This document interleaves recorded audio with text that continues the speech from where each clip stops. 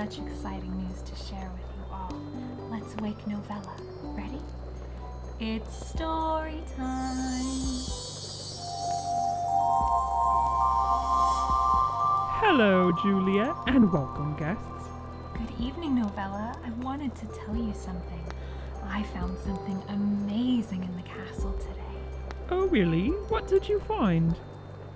Well, I was exploring about the palace and found a door to a room that I had never seen before. Inside stood a large and beautiful mirror, and it spoke to me. Have you found the famous enchanted mirror? Enchanted mirror? What is that? Oh, Juliet, the enchanted mirror has been lost for centuries. It's a magical mirror that can tell fortunes, show you anything you ask, but it's very dangerous. Staring at it too long can turn a golden heart to stone. It's happened before. Be careful. It's happened before?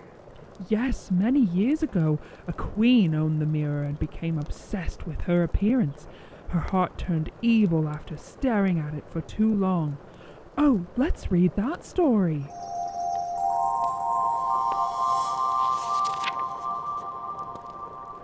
Tonight's tale is Little Snow White by the Grimm brothers.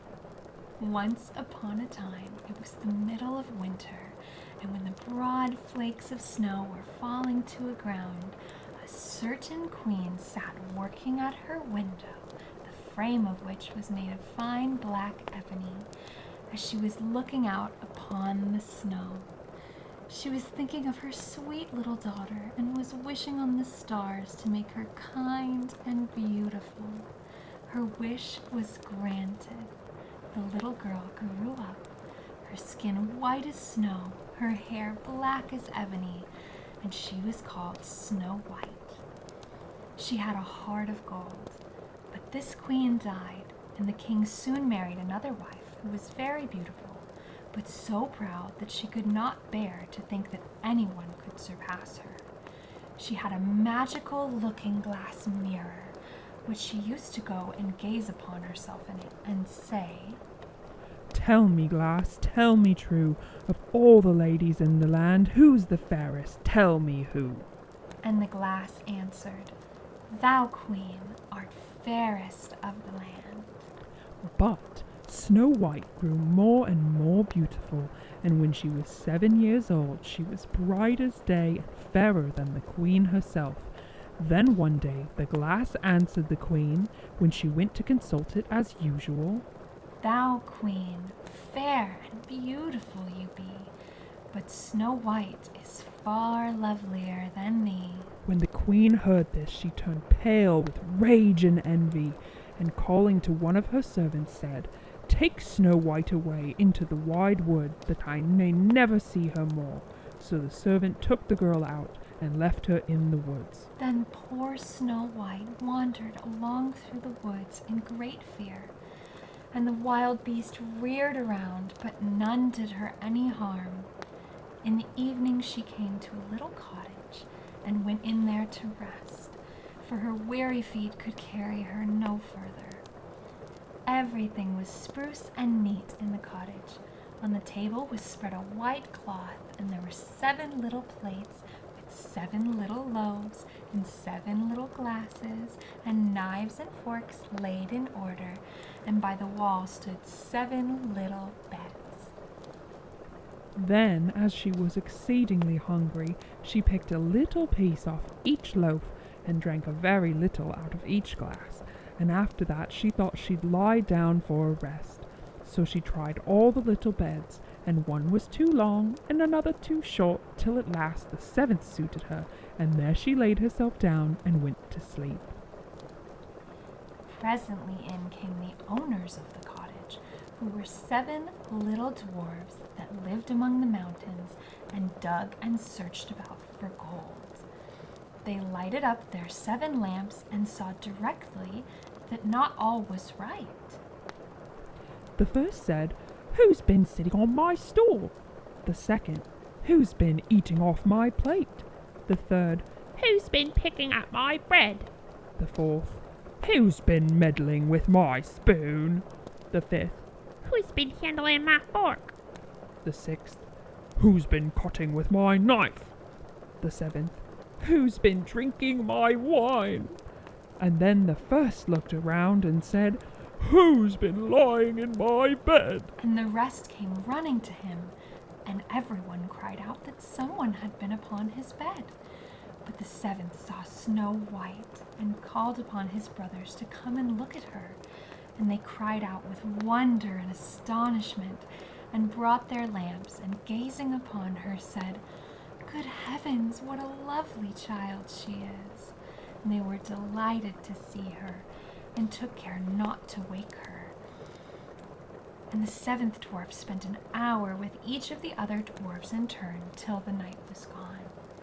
In the morning, Snow White told them all her story, and they pitied her. And they said if she would keep all things in order, cook and wash and knit and spin for them, she might be able to stay where she was, and they would take good care of her. They then went out all day long doing their work, seeking for gold and silver in the mountains, and Snow White remained at home. And they warned her, saying, "The queen will soon find out where you are, so take care and let no one inside."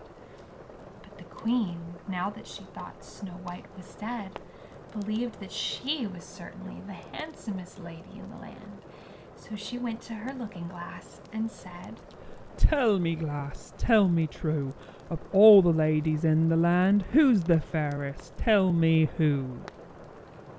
And the glass answered, "Thou, queen, are the fairest in this land, but over the hills in the greenwood shade, where the seven dwarves their dwelling have made, there Snow White is hiding, and she is lovelier far, O queen, than thee."